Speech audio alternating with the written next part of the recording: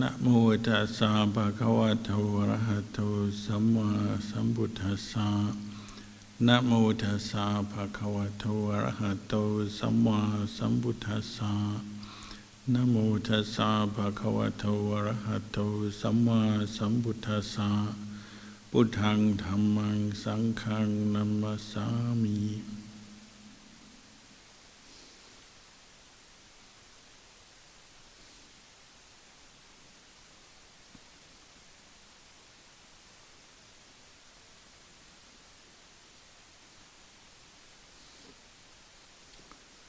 Your blessings, good evening.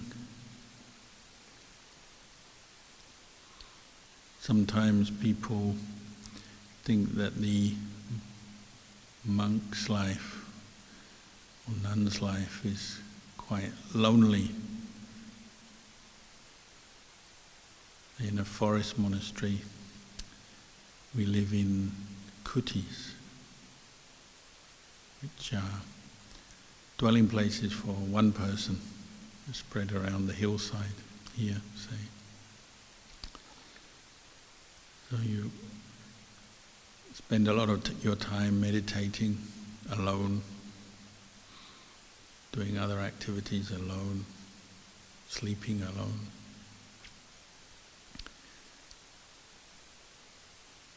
And you don't have family or get married. So people look at that and think, oh, monks must be quite lonely. But of course, as monks, we follow the Vinaya, which is the training, the monastic discipline. And many aspects and practices and training rules that we follow of that are encouraging us to look after each other. We look after the community as a whole. We take care of, say, visiting monks or sick monks, or senior monks take care of new monks by training them and teaching them. And junior monks look after senior monks. And many of the rules we follow are there to help maintain harmony in the Sangha, so that we not only are benefiting ourselves from the monk's life, but we can support others in the monk's life as well.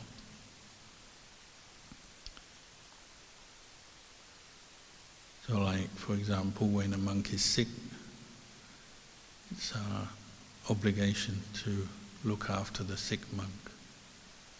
Even if we normally we're living in a kuti, a hut on our own. If a monk becomes sick, then we go to his hut to see what he needs or what care he needs. Obviously, sometimes monks go to doctors, go to hospitals, but it's the duty of all other monks in the monastery to look after that sick monk, get him medicine or any food or special things he needs. And even the Buddha himself practiced that. There's a few stories from the life of the Buddha where he would go to a sick monk's kuti to look after him. Sometimes in some cases where other monks were a bit shy to go. If a monk is very ill, maybe there's quite a lot of work, just as anyone else when they're ill, there's quite a lot of work involved in caring for them. And sometimes other monks are lazy or shy, not that happy to go and care for a sick monk. So the Buddha set the example and go and visit a monk and clean up his mess, whatever the mess was. Made sure he had water, clean his robes and so on. But also give words of encouragement, arouse that monk with Dhamma. Because Dhamma teachings can be just as important medicine as just the basic physical medicines or the care we give to the sick. We call it Dhamma Osot, the medicine of Dhamma. Sometimes that's enough to help somebody mend or repair, their body to repair, because the mind becomes uplifted by hearing the Dhamma or reflecting on the Dhamma at a time where they may be feeling a lot of pain or discomfort.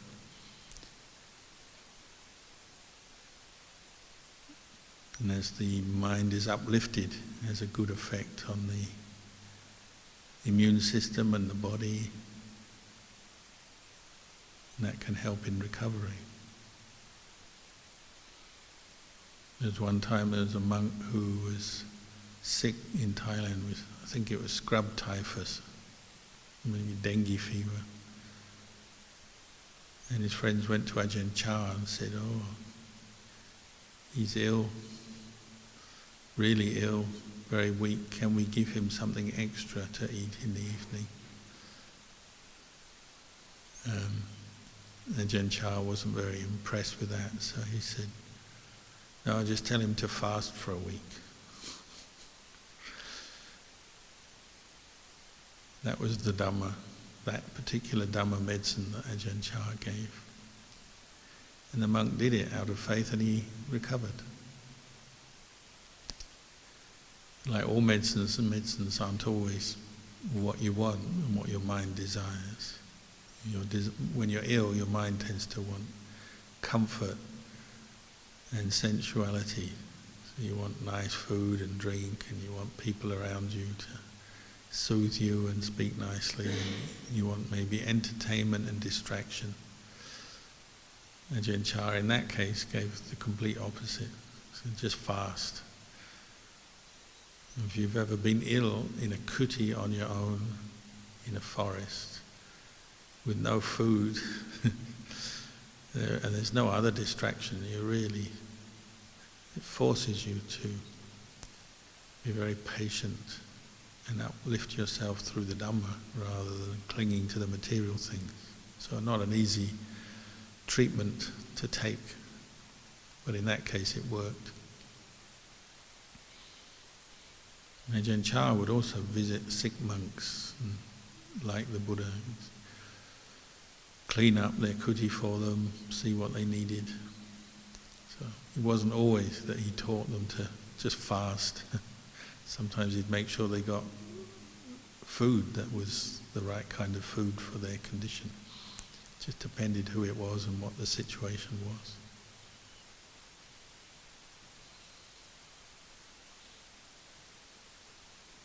And there's that occasion when the Buddha went to see a monk called Wakali,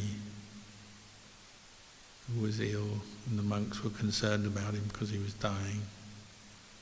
And the Buddha went and saw him and sat down and said, "So Wakali, do you have any doubts?" And Wakali said, or the Buddha said, "Do you have any doubts about your practice of the training rules, your practice of the Vinaya, the discipline? Have you done anything wrong?" He said, "No, I haven't got any doubts or regrets about that. I've been practicing properly, following the rules."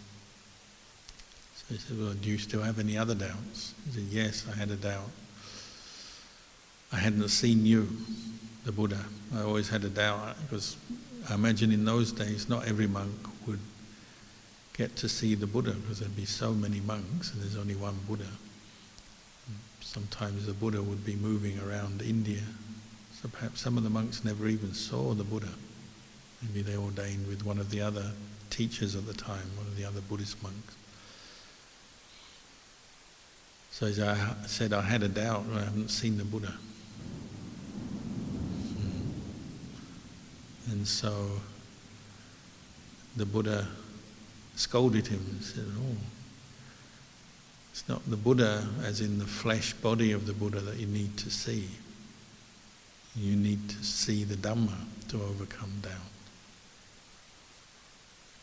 This flesh body is, it's destined to get old, sick and die.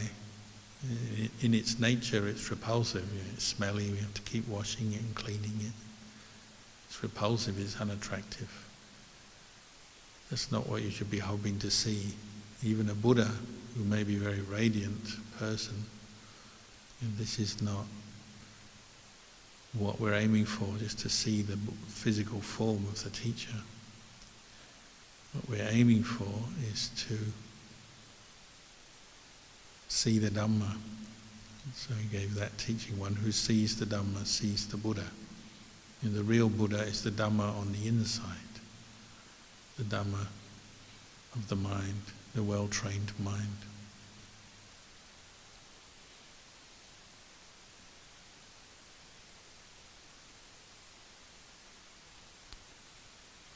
And that's what we're practicing for, is practicing to see the Dhamma or know the Dhamma.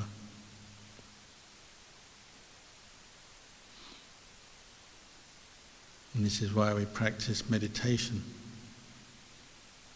learning to pay attention to our own body and mind, because this is where we see the Dhamma.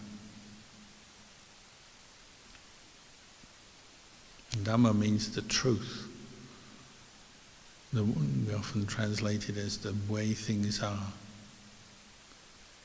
So in the case when you're ill, well, the way things are, maybe you're seeing in a very direct and perhaps uncomfortable way that this human body is impermanent. It's constantly subject to change, and when you contact infection, bacteria, or something goes wrong, could be long-term, short-term, you experience, we say, illness. But there's so many different kinds of illness and so many different parts of the body that can go wrong. But that's the Dhamma, isn't it? It's impermanent. And what's impermanent is also showing you that you can't command it or control it. If you could command this body to be healthy, you would. Just get healthy. What we tend to do nowadays is if we get ill, well, we get some medicine or go to the hospital or doctor. We command them to make us healthy. But the Dhamma of the situation is that maybe you'll recover, but maybe not. Because the body is getting older every day. And as you get older, it gets weaker. It's just nature, isn't it? And if you get ill, maybe you'll recover partially, or maybe never recover. But the mind that doesn't see the Dhamma or see the truth will be saying, get better, I don't want this. Because we want good health and strength. We want to be young. But the body doesn't respond to those instructions. It can't, because the nature of this body, or the Dhamma of this body, is that it's impermanent. It's a conditioned thing. It goes according to causes and conditions. Even when you're healthy, it doesn't always give you pleasure, does it? Because you eat food and after a while you've digested your food, you feel hungry again. You stay up for a long time, you feel tired, you need to sleep and rest. You do a lot of physical work or exercise, you feel tired and need to rest. Or just sitting in one posture for a long time, you become painful. It becomes painful, your knees or your back. So you can't sit for indefinitely. If you keep sitting, like some monks will meditate, they keep sitting. Maybe they attain samadhi, jhana. They can sit for a long time. Eventually their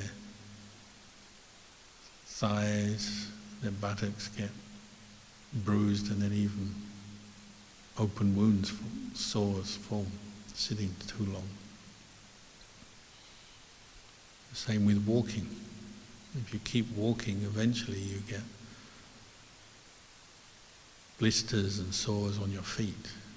Some monks, they do walking meditation until their feet become blistered. Or nowadays people like to do sponsored walks. They walk across Australia. One of the biggest problems is the blisters and the pain in their feet. And lying down, you get pain, don't you? Just from lying down too long. When you first lie down, it's comfortable. But after a while, you have to turn or move, or find some pillows and cushions.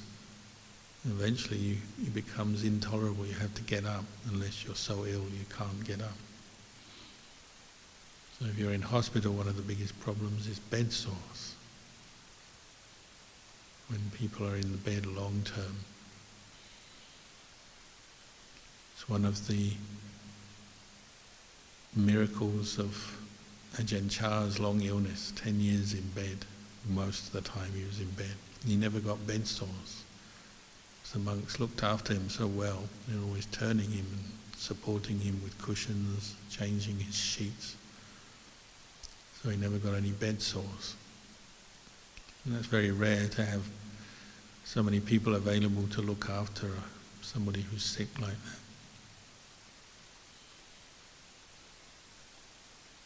So even if you're healthy, this body sooner or later becomes painful. When it's too cold, feel pain. Too hot,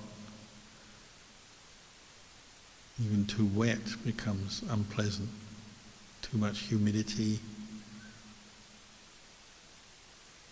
When I used to live in Thailand, we'd go walking on alms round every day in the rainy season. We spent a lot of time walking through wet paddy fields. So you end up with different kinds of foot disease just from your feet always being in water. So the list is endless. The pain, the discomfort that this body can have, even when you're healthy, young, strong. Of course, as you get older, it tends to get worse. But that's all Dhamma if you take it as something to learn from. It's teaching you lessons every day. So in this body, its nature is impermanent, and it's ultimately not something you can command or control. You can't make it different than it is. It's the product of karma. The Buddha pointed out in these, what we call these 5 khandhas, the body, feelings, perceptions, thoughts, sense consciousness. These are all the products of past karma. So when you're born, that's the result of past karma. When you're born into a female body or a male body, whatever your skin colour, hair colour, whatever your height, and nowadays we tend to call it genes, but it's karma, the products of past actions. Not just the body, but the rest of you. Your mental activity is the same. It's just the body is easier to see and easier to contemplate because it's so coarse. That's why we take it as the first area to develop mindfulness and understanding. But say we can also practice mindfulness of feeling. It's the same. Feeling is not a person. Even though we say my feeling, pleasure, pain, or neutral feeling, it's not a person, it's a feeling. When we take it as a person, the Buddha pointed out, that's a delusion. We indulge or delight in feeling, even painful feeling, in a way you're delighting in when you attach to it and say, oh, I'm in pain, and it starts to affect you. And you feel irritated or depressed or annoyed because of this painful feeling. That's a form of indulgence, because you're taking the feeling as you, as yourself. We don't mind indulging in pleasurable feeling, so we spend a lot of our time seeking that out. Good food, comfortable things, pleasant experiences that bring pleasure.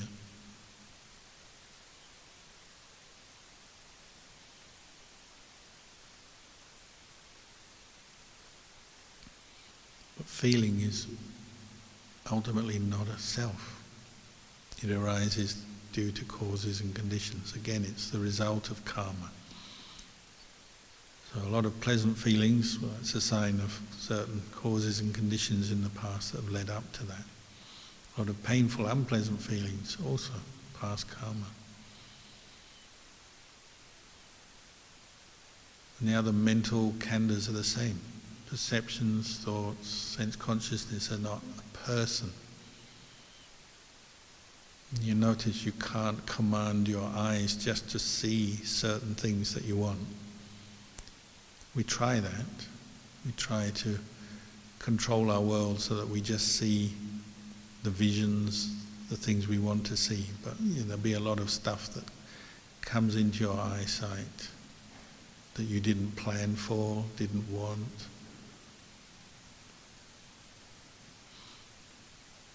Some of it better than others. But none of it is a self. It's the result of past karma.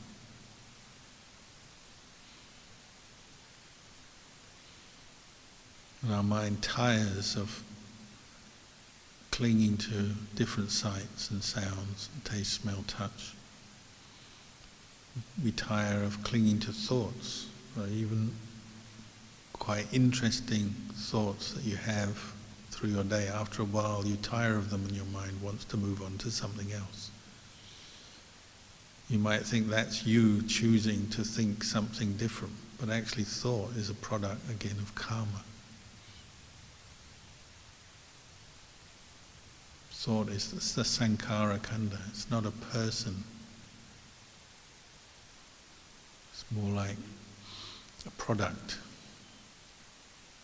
One thought, one intentional thought leads on to another and another.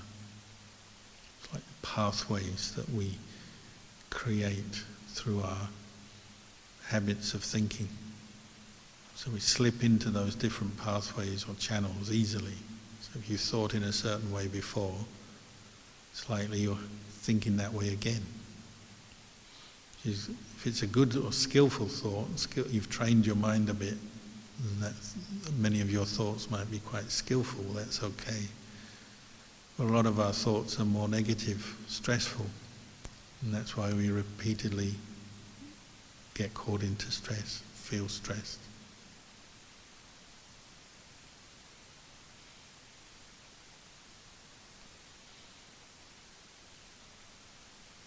Whether it's the physical body or the mental activity we experience, the Buddha encouraged us to see the Dhamma in it, and to see these things are impermanent.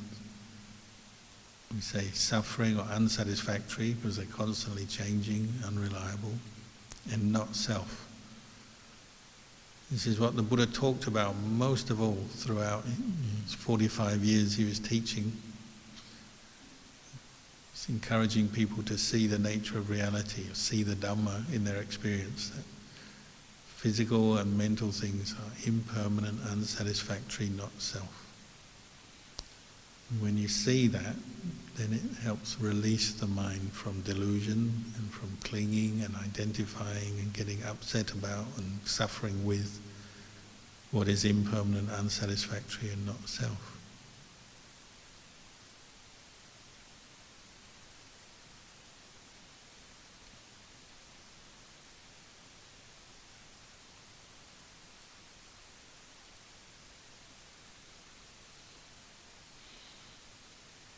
So the Buddha encouraged us to keep looking for the Dhamma in our experience rather than just following desire and fantasies and all the imagination that we can create in our mind, because that tends to delude us. how we want the world to be, how we want our life to be, how we want this body to be, how we want our mind to be, all the experiences that we would like, they tend to delude us when we're just working on the level of fantasy, creations of the mind. He encouraged us to develop mindfulness, to pay attention to the way things are rather than the way we think they are or the way we would like them to be only. That's where we can liberate our mind from the causes of suffering.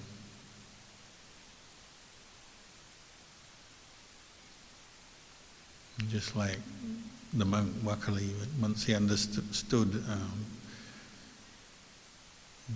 the Dhamma is the important thing, seeing the truth, understanding, say, the impermanent nature of this body, understanding that it's a conditioned thing, it's not a self, and then that liberated his mind from delusion. But until we've investigated the Dhamma, we keep getting caught into the appearance of things. So the Buddha is literally the physical Buddha, the person, the way they look, the way they present themselves.